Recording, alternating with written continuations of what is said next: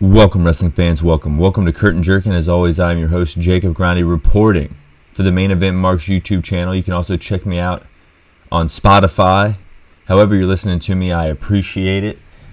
I don't know if you guys can hear my voice, a little hoarse, a little rough this morning. Why?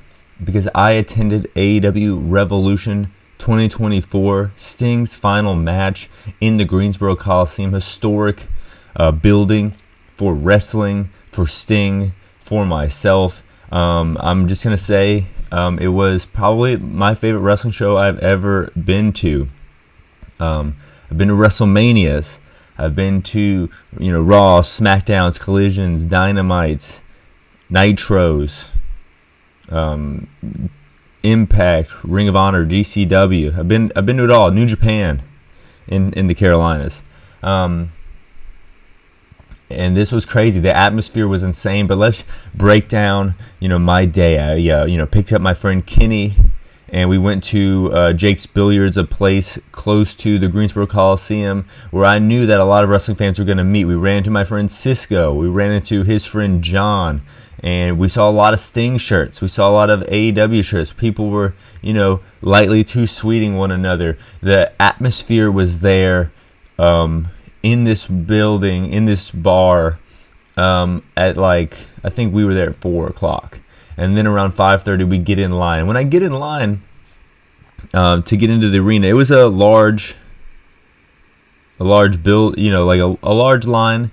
Sean Ross Sapp is holding court in the parking lot with 20, 30 people talking about Sasha Banks, entrance music, and kind of giving these people a little bit of intel. I don't know if they were subscribers of his or what. And then someone in the line behind me flags Sean Ross Sapp down, and he's like, "Hey, how's it going?" And then he says something like, "Did you hear about Kyle O'Reilly being on the airplane? Something with Samoa Joe." He apparently had intel to give Sean Ross Sapp. Sean Ross Sapp said, "I had not heard that. Thank you," and was very elated. I thought he was gonna big time. I'm like, oh, okay, whatever. But I mean, I guess that was a scoop that this fan gave the owner of Fightful, which was kind of cool. It was a little foreshadowing to see what was gonna happen at Revolution that night. We'll get to it. We get inside. Some people get inside. They paid $100 extra to get a look at the merch before anyone else. I talked to someone. They said it was a ripoff, and it was $50 for T-shirts. That was rough, man. I don't know about y'all, but $50 for a T-shirt is not something I really want to spend right now. I'm still of the ilk of $10, $20 T-shirts, man. $50 shirts is too much for me. I have shirts. Maybe if I didn't have a shirt, maybe if somehow or another I was walking around shirtless and I was cold and I needed a shirt, or maybe my dresser drawers caught on fire and I had 0 shirts, I would maybe buy a $50 shirt. But since I have 3 dresser drawers full of shirts, I don't need a 5th shirt. I have a Sting shirt on now that I got online for $15. And there was people outside selling rip-off tees for $20. So, come on. I don't know. That's crazy to me, but who knows? There was Carolina blue AEW shirts, Duke blue Carolina shirts. The North Carolina feeling was there. The AEW feeling was there, just walking around the arena, and it was crazy. Luminaries. I saw Johnny Fairplay of Survivor fame. I saw West Side Gun. So it's celebrities were in the Greensboro Coliseum. It felt like a big fight feel. And the first match was this, 10-man tag match. You guys saw the show, but it was Jeff Jarrett, Satnam Singh, the Private Party, Willie Mack versus the entire Bang Bang Scissor Gang. It was a fun match. Jeff Jarrett did the strut in the Greensboro Coliseum. Old school guy, old school building, gets a pop. Prior to that, Davey Crockett was talking to Tony Schiavone, and Renee Paquette was out there. So the feeling was there, and we went into the pre-show. We had some fun. Max Caster didn't get the rap done. I guess this is part of his gimmick. I don't know if he fucked up once and then he made it a part of his gimmick, or something's going on with Max Caster. He didn't really look too excited when they were doing the Bang Bang Scissor Gang thing at the end. So maybe there's trouble in paradise here. Maybe Caster's leaving the group. I'm not sure. Then we had Willow and Statlander versus Sky Blue and Julia Hart. Cool to see that tag match happen, but it was just kind of a festive feeling in there. People were kind of gathering to their seats, and then the main show happened. I knew it was a stacked lineup. Like the entire week, I could not believe I was seeing a show that was this stacked. I hate to keep comparing it, but it was a feeling that I did not get going into certain WrestleManias. It felt different. It was like, wow, this show is like, has all the makings of the wrestling shows that I love, and I will be there in person in the Greensboro Coliseum. It's sold out. This is going to be, I was feeling it. We had Christian Cage versus Daniel Garcia. People were doing the dance. People were having a good time, but I think a lot of people thought Christian Cage was going to win. Christian Cage got, a few cheers. It seemed like pretty much the sentiment was like it leaned old school fans, but if you were over in AEW, you were over with the crowd here. Christian Cage gets the victory. It was kind of a stretch to see Daniel Garcia win it, but Christian Cage ended up getting the victory. So I think people kind of saw that coming all along. Eddie Kingston versus Bryan Danielson. Like I said, I thought Eddie Kingston was going to win it. But Bryan Danielson is a legend. Crazy to see him so early on in the show. It kind of felt like a different show. Like looking back in my memory, Wardlow, Brian Cage, Chris Jericho, Dante Martin, Hook, and Lance Archer. The meat chants. That's when I feel like the crowd really started like showing that they're going to be here for the long haul. We're 5 matches into this show right now, and the crowd is, chanting meat, we want meat, beat your meat. I mean, it was, I'm sure if I was watching this with a non-wrestling fan, that would be hard to explain why people were chanting beat your meat, but I was amongst my peers. I was among 16,000 strong. Jericho came out, people were singing Judas. Light boos when he kind of first started wrestling, but they kind of subsided here. I feel like people are tired of booing Jericho, and some statements did get, what was the word that he didn't really like? He kind of backpedaled on some statements, kind of backtracked some things that he was alluding to in the first place. But that's neither here nor there. Dante Martin I remember the botch here a little bit. Hook, he seemed to be really over in 2021 when he came to the Coliseum in December. But here it was, no one really cared too much past the Action Bronson theme.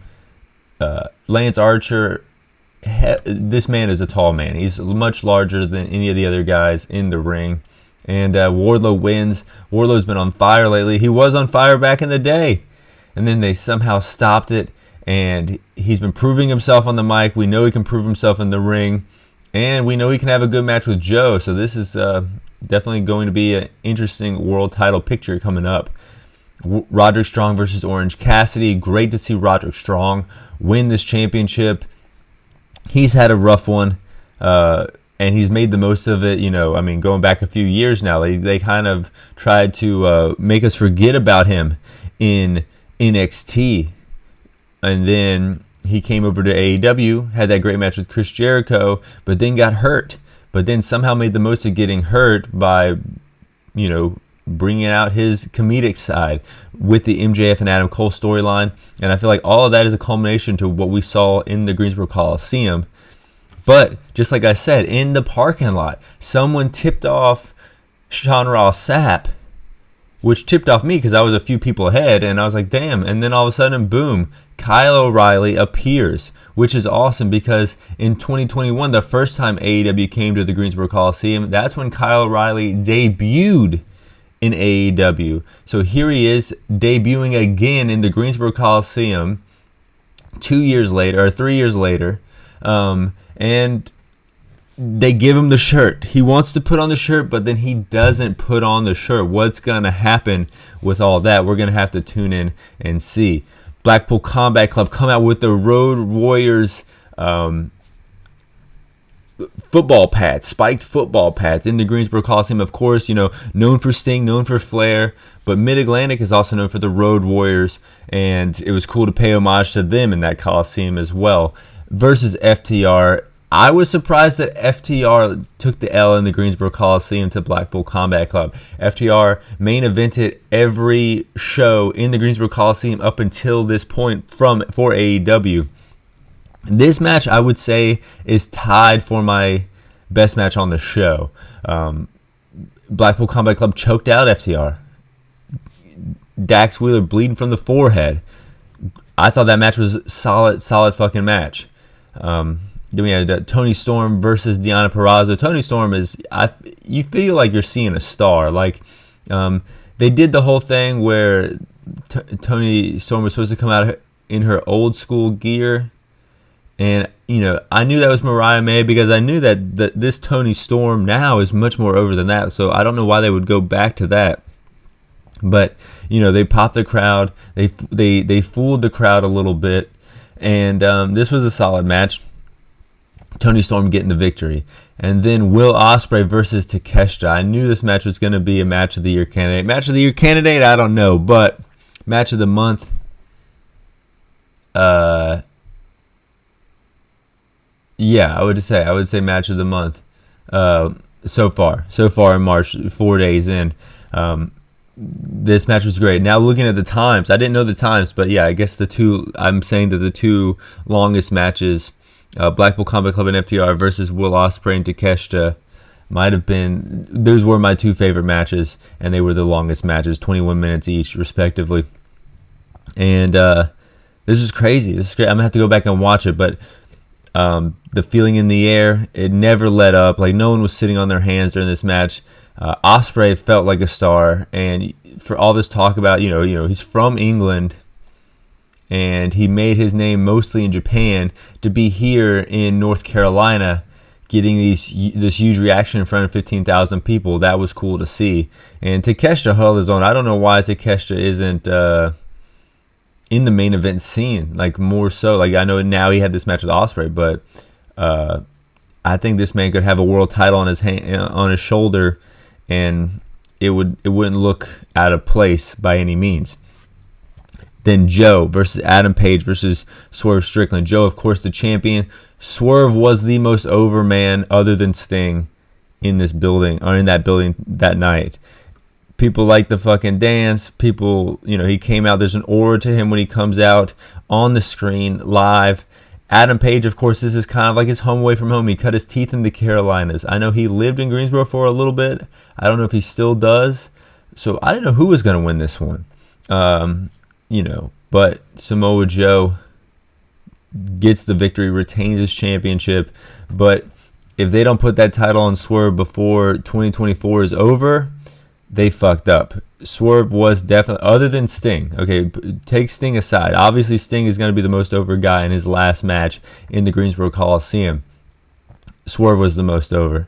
I'm talking Jericho, Danielson, Moxley, all these former world champions. Will Ospreay debuting, they were over, but they were not as over as Swerve. You have something here with Swerve. You can make a star. Yes, he was in WWE for a short period of time, but he feels homegrown. He kind of feels homegrown in AEW, I would say. Like, he was in a faction when he got brought up to the main roster, and he really didn't have this big of a personality when he was in 205 Live. I think you got to strike when the iron's hot. I love Samoa Joe. I love him with the title. I love long title reigns typically, but I mean, when the mood is right, the mood is right.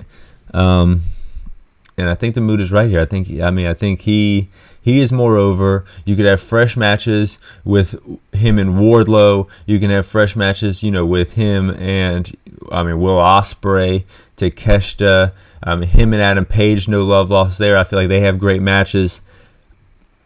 That's what I'm thinking. going into the the main event, AEW World Tag Team Title match, Tornado match, Darby and Sting.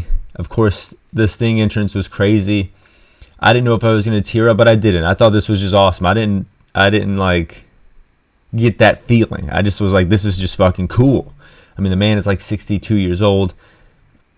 When it's time, it's time. You know, I saw how Flair would wrestle in his last match. I saw, Hogan wrestle his last match. So it's kind of cool that, my favorite kind of knew when to hang it up or knows when to hang it up. We'll see. He comes out, Sting's sons dress up as Wolfpack Sting and Sting from Bash at the Beach. They come out. That was pretty cool. And then, the Young Bucks, they're getting booed out of the building. I said Swerve was the most over besides Sting. The Young Bucks were the most hated besides Sting. They had the heat on them for sure. Sting's sons and Sting and Darby 4-on-2 attack in this tornado tag match. Of course, the Young Bucks attacked his sons in the build for this. And then his son starts setting up tables, ladders, panes of glass.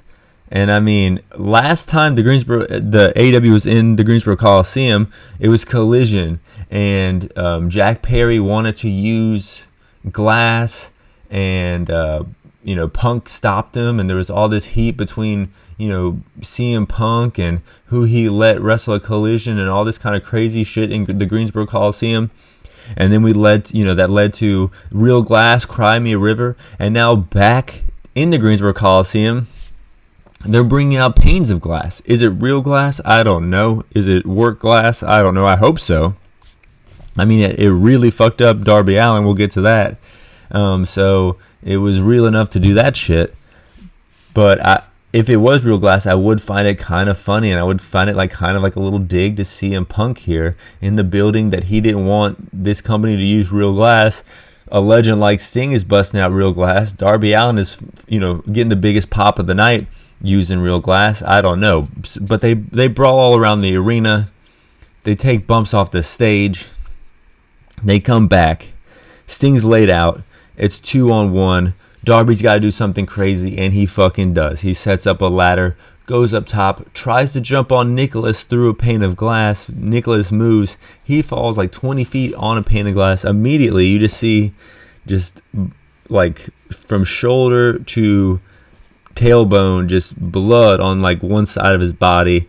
And then I didn't notice it yet, but there was it's maybe a golf ball size gash under his shoulder blade. This looked nasty. He was laid out for a while. Sting makes his way back. They start laying out Sting. They're putting him through a table. They're doing everything. Ric Flair comes in there, lays on Sting, says, "Don't hurt my friend, Don't hurt my friend." They say, "Fuck you." They super kick his ass. Ricky Steamboat was out there. He gets taken out with a chair. Lex Luger, DDP were at ringside. Nikita Koloff was at ringside. JR comes out. So during these last few matches, you just see these luminaries from the past just come out. It's crazy to see. And this arena was going absolutely nuts. Absolutely nuts. Best environment I've ever been to in a wrestling show. 16,000 strong. I see Heath Slater, believe it or not. Heath Slater. I think he makes his home in the Carolinas. He was out there in the corner. He didn't want people to notice him. I noticed him. And you know what I noticed him doing? Looking around at the house. He said, "Man, this is a packed arena." He could not believe how full it was. It was, every seat, someone was sitting in it, man. Every fucking seat. And last time I went to the Greensboro Coliseum in May, it was a Raw. And it was pretty full. So there's something happening in the wrestling world right now, and there's something happening in North Carolina because this is more full than I ever really remember going to the past 20 years. I remember Survivor Series 2002 in this building. It was full like this. But other than that, you had half the sides roped off. You were doing your thing. But so this was a crazy atmosphere. Everyone was going nuts. It was kind of everything I wanted to see in a wrestling show. I mean, everything beyond my wildest dreams of a wrestling show. Samoa Joe winning the world, or defending his world championship. Will Ospreay debuting, a solid undercard underneath that, all culminating in Sting's final match. And I mean, I was saying, I was an old school wrestling fan. Legends go out on their back. That's the right way to do it.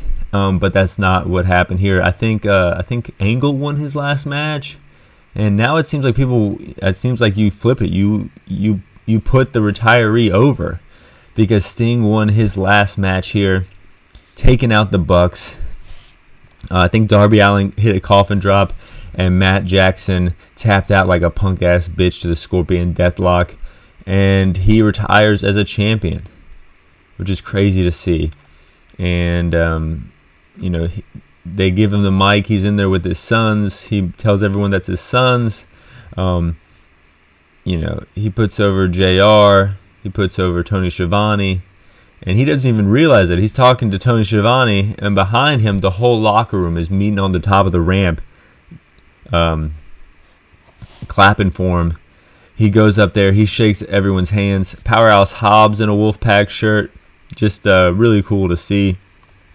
And then, after he says, thanks to the locker room for coming out, he comes back around and shakes everyone's hand. I didn't want to leave. People were filing out. I didn't want to leave. I wanted to sit there and soak up this whole moment. I didn't, like I said prior, I didn't know if I was going to cry. I didn't know what was happening.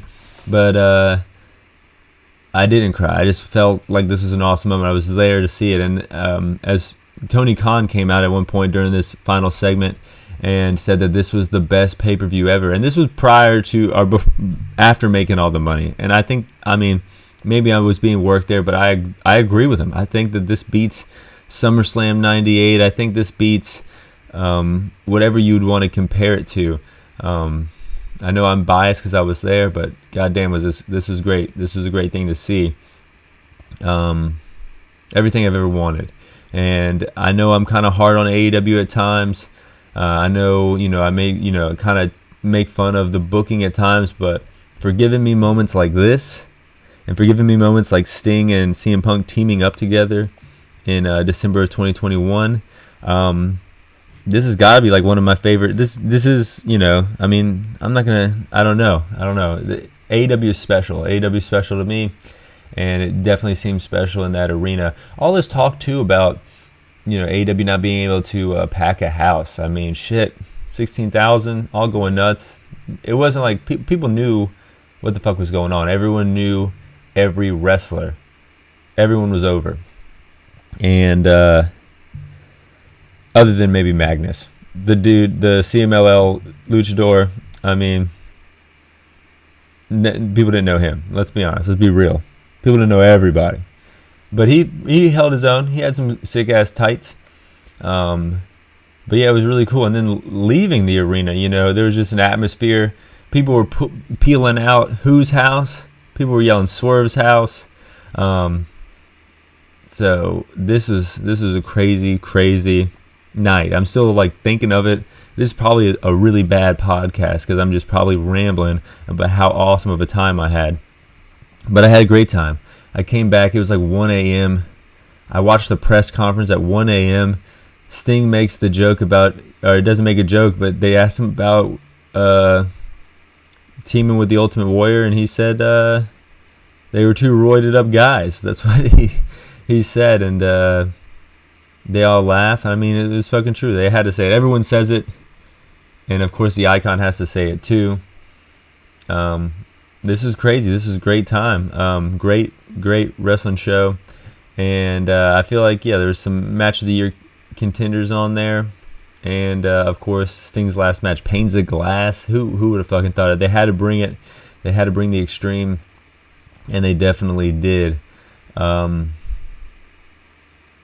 guess the wrestling is crazy. Wrestling is fucking crazy. It's been a hell of a 2024. Wrestle Kingdom, going into WrestleMania next month. The Rock is back. This is a really amazing time to be a wrestling fan. I know people were saying that in 2019, but it feels like something's happening now that is special.